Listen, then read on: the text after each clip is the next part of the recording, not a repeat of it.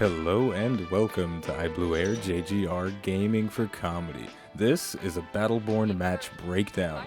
Today we're going to take a look at an Incursion match and we're going to talk about all the different elements that are coming into play. What's causing my team to win? What's causing us to lose? Who's doing what?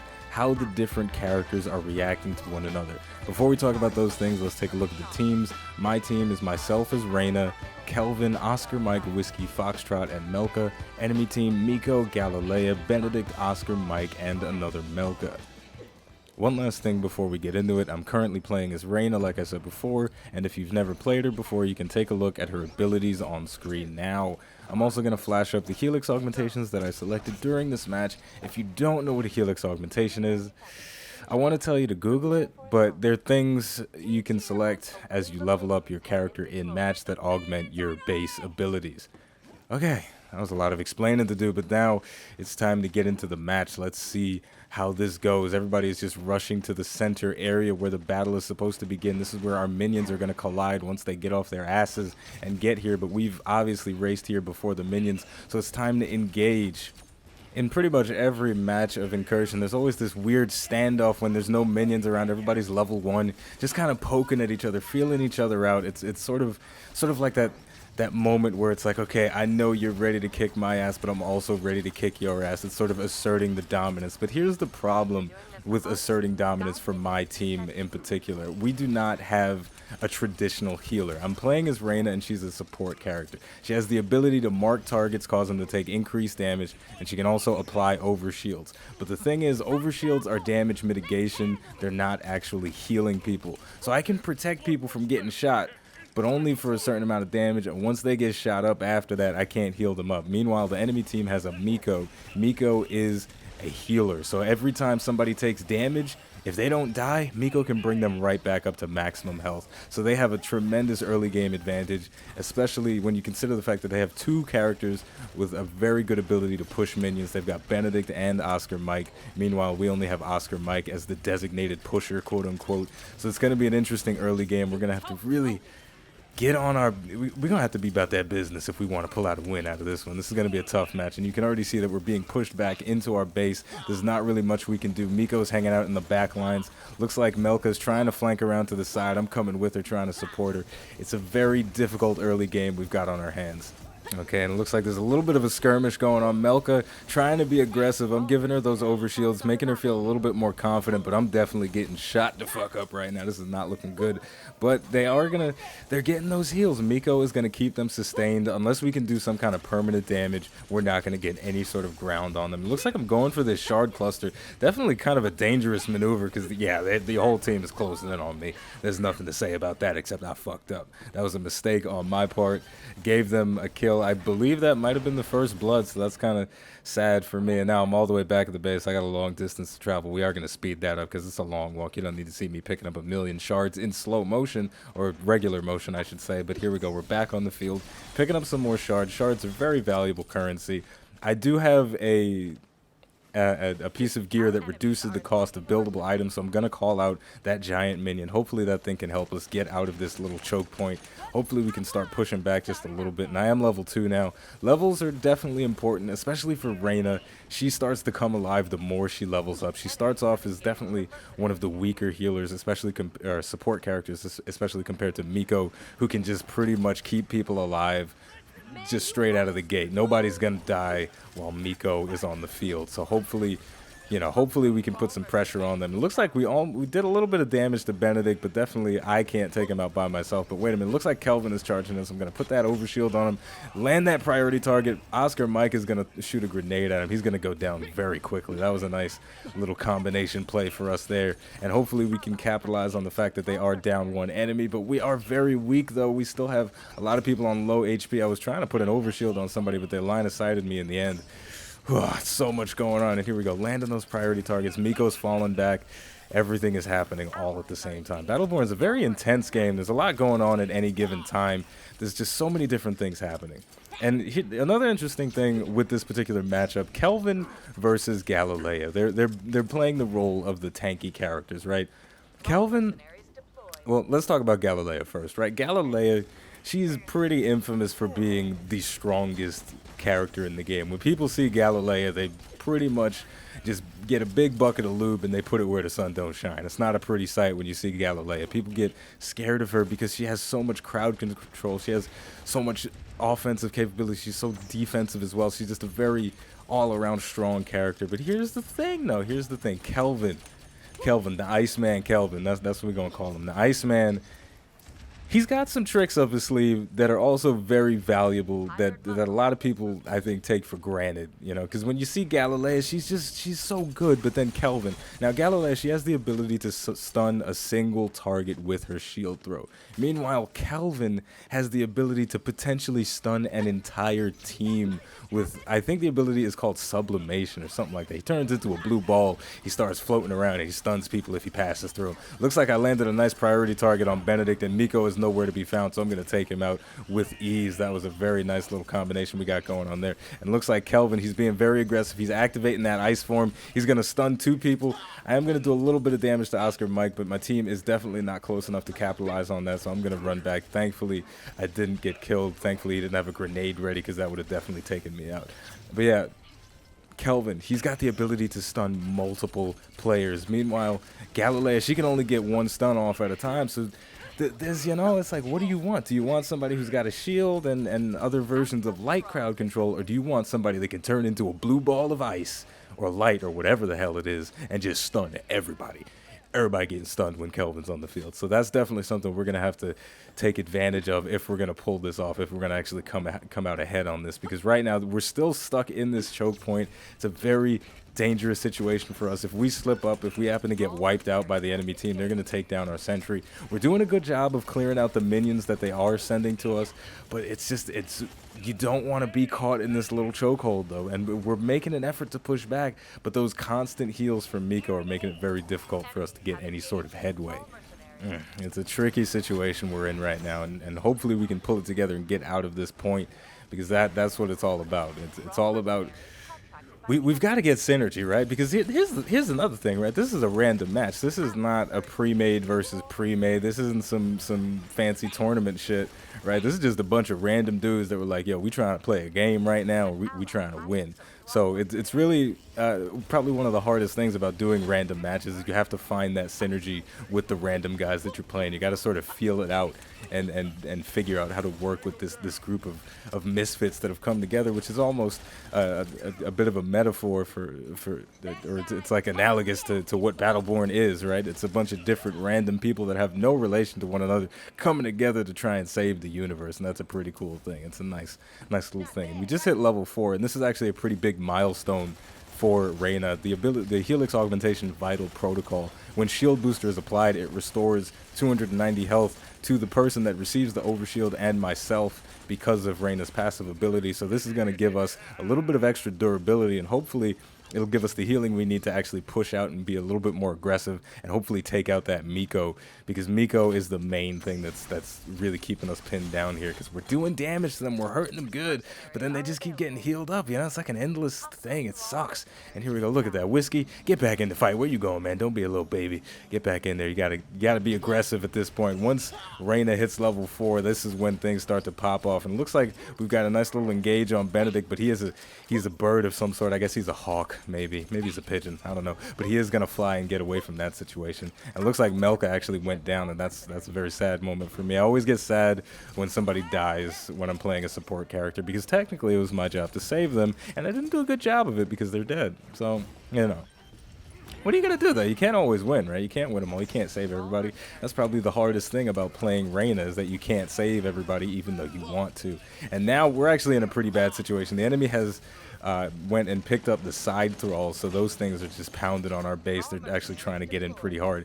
Oscar Mike is trying to be a little flanky ninja guy with his stealth generator and all that stuff, but it's not going to work. I'm definitely going to chase him out, get that priority target on, but he is invisible now, and I'm not going to be able to finish him off, and I'm actually behind enemy lines, and that's not a position that I want to be in at all. But well, it looks like Whiskey Foxtrot's coming to help me out, so I do feel a bit more comfortable about that. Now it looks like I got the priority target on Miko, and everybody's kind of closing in on her. I'm gonna try and cut her off, but it looks like the team's gonna finish her off regardless of my last few pistol shots to the face anyway, and I don't think I'm actually gonna make it out of that situation. Very unfortunate. But we did take out Miko, but at the cost of 2 of us, so that was definitely not an even trade, not a good trade on our part. So we are gonna skip ahead back into the action. The enemy team wasn't able to fully capitalize on the fact that 2 of us were dead. Maybe they got a little scared because Miko was down, but either way, that's definitely good for us that they didn't completely dominate us when 2 of us went down. Now, I'm gonna go back to the subject of Kelvin versus Galilea. Now, Galilea, once again, she's been infamous as being this overpowered bitch. Okay, like let's be honest. All right, people hate Galilea and because she's quote unquote overpowered, but Kelvin, I feel like people sleep on Kelvin, and the reason why I feel like people sleep on Kelvin, I think he's about to go for it right now. Yes, he is. He's going to go into that blue ball form, and he's going to stun out 3 members of the enemy team with 1 ability. Now, we weren't all in a position to capitalize on that just yet, but the fact that he can do something like that, the fact that he can completely paralyze multiple members of a team with a single ability, just completely stop their movement completely, that's pretty damn good. All right, you know, so what I'm saying is, you know, we're definitely not rolling over just because Galilea is on the other team. We're going for it. Look at that, Kelvin going for that stun again. He just just swimming all over the place, just getting those stuns. We're definitely trying to capitalize on it as much as possible. Galilea is going down. Miko is trying to heal him up, or heal her up as quickly as possible, but we're definitely putting on the business right now. Any little bit of burst damage, she's going to go out, and looks like we did land that burst damage in the form of Oscar Mike calling out that airstrike. Wonderful time for that, and I also just hit level 5, so I'm going to activate my Photonic Ward ability, so that's going to block any sort of projectiles, so it's going to allow us to kind of back out a little bit and looks like fight these thralls, because the enemy team is definitely being aggressive in claiming those thrall camps and trying to push us. But we're definitely starting to get that pushback now because 2 of them are dead, and we are definitely capitalizing on the fact that, you know, they've got people down, and we can push forward in this situation. This may be the turnaround that we've been waiting for, getting those levels, putting those helix upgrades in. But yeah, this could be the turnaround that we were waiting for, you know, because Reyna, she gets way more powerful the more she levels up, as opposed to Miko. Miko is pretty consistent throughout. And wait a minute, getting that sublimation form, putting the stun on somebody, I'm not going to be able to kill him out, but it looks like I'm going to activate my Photonic Ward once again. That's going to ensure that we're going to get out of there unscathed. But Reyna, this is the thing. Miko consistent throughout. From the beginning of the game, Miko going to heal people, and they're going to be fine. But the thing is, with Reyna, she starts out, it's like, I could take her or leave it. But then, as she starts to level up, her power just multiplies exponentially. Do you multiply exponentially, or do you exponentially? I don't know. All right, I haven't taken a math class in a long time, but wait a minute, Galilea is trying to go toe-to-toe with Kelvin, but we're all here. He's going to go into the ice form, stun her out, and we're definitely going to capitalize on the fact that she has bit off way more than she can chew. She's chasing Kelvin for dear life. She's trying to end his life, and doesn't look like she's going to get it. He's going to make it away, and we're all actually going to make it away from that. That actually could have turned out into a bad situation. We're all pretty damaged up, and we're actually back in that choke point that we worked so hard to get away from. So this is a pretty dangerous situation for us. We're all on low health. I can heal people with my ability, but not, you know, very quickly. That cooldown is 14 seconds, so I can use it, give somebody a little burst, but then we're vulnerable again, so it's a tricky situation. Gotta activate that ward, just give our minions a little bit of protection, give Whiskey Foxtrot some protection as well. Oh, this is intense right now. It's still 100 to 100. Nobody's actually dealt any damage to the enemy sentry as of yet, but, you know, things are happening. It looks like Kelvin actually almost went down there, but he went into his ice form and got the hell out of dodge. He is actually immune to damage when he is in his ice form. I'm just going to call it the ice form, okay, because I don't know what the hell it's really called, if you can't tell. I don't play Kelvin much. I just know what he does, all right?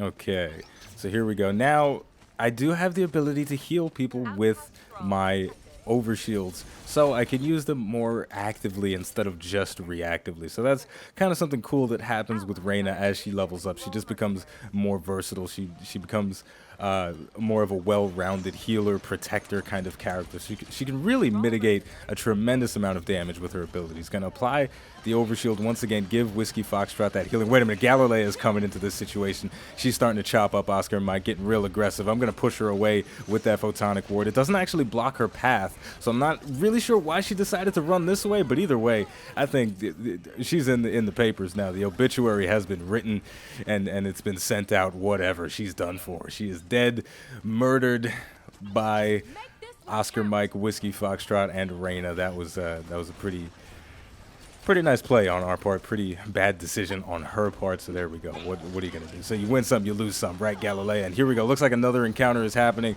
I'm gonna activate that photonic ward, and looks like I've got the priority target on Miko. Oscar Mike is gonna put out his ultimate ability, dropping those missiles, and here we go. That's what I'm talking about. Landing that stun, that sublimation form from Kelvin, and here we go. Now we're starting to dominate. We're starting to take control of the situation because we all have tremendously powerful abilities that our characters have grown. Our characters have become more fleshed out. The enemy team definitely had a really big early game advantage, but we're starting to see the power, the late game potential of the characters that we selected. The ability to just completely shut people down with the priority target slowing effect, the ability to shield my minions from damage from project. What?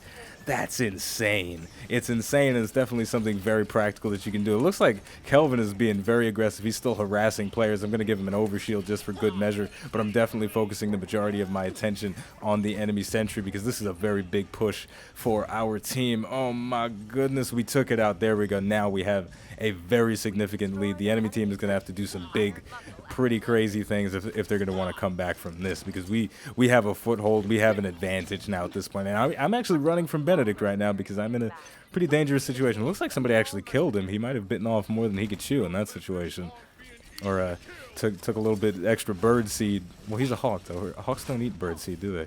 They eat, I don't know what hawks eat. I guess they eat meat and rats and things. But either way, that was a joke, and it didn't go as well as I would have liked it to. And here we go. Galilea charging forward, trying to be aggressive, but once again, she's biting off more than she can chew. And we're seeing one of the weaknesses of Miko is the fact that if you have enough damage on a single target, you ain't even got to worry about Miko. Miko was healing Galilea in that situation, but it wasn't enough. We did too much damage too quickly, and the heals just didn't matter. And that's definitely one of the advantages to having Reyna versus Miko, is that you get that instant healing and you get that mitigation from both the photonic ward and from the shield, overshield. It's just the late game potential. And here we go. We're seeing it again. That sublimation. I gotta look up and see if it's actually called sublimation. I'll be right back. It's called sublimate. It's sublimate, not sublimation. Sublimate. Alright, so that's been a mistake that I've been making for this entire video, so thank you very much, Google, for clarifying that for me.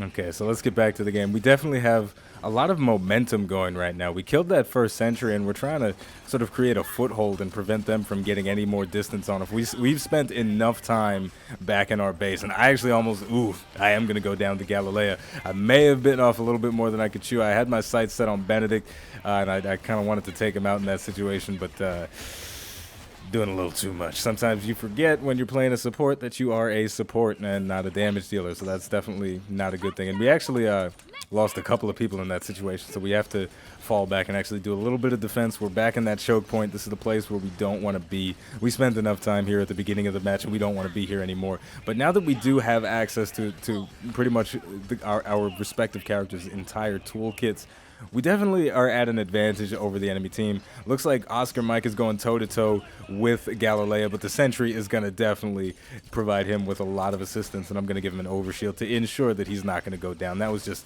way too aggressive on her part. She might be getting a little bit angry. She's being consumed by the darkness or the abyss or whatever the hell is her deal. You know, I'm not really sure, but here we go. Landing that priority target. Now, this might actually be a situation where we can capitalize, get some nice kills. Ooh, I almost went down there, but I'm going to activate that bubble, put that overshield on, so now I'm a little bit protected. Melko is definitely trying to be aggressive, trying to finish me off, get that nice assassination going, but I'm not going to allow that because of the abilities I have at my disposal. Okay, and now two of the enemy team are actually, no, only one is dead currently, but Another person actually has to make a nice, pretty lengthy trek back from their base to the front line. So we have an opportunity here to take out the remaining players and just get a really big push, get a nice foothold secured in the enemy base, and that'll really give us the advantage. Now, I'm trying to take out Miko, trying to shoot him in the head, trying to get those priority targets on him. It looks like Melka's going to get pretty aggressive, but that was definitely a mistake on her part. Oscar Mike going to call down that God Laser. That is his level 10 ultimate, and that's just going to completely demolish her. And looks like Kelvin going to land that sublimate once again. Miko's going to go down as well, and Galileo went down at some point in that little skirmish. Everybody dead. Everybody dead. So we definitely have a tremendous opportunity now to push forward and to really definitively say that we are the ones that are going to be doing all the ass kicking. We're going to win this.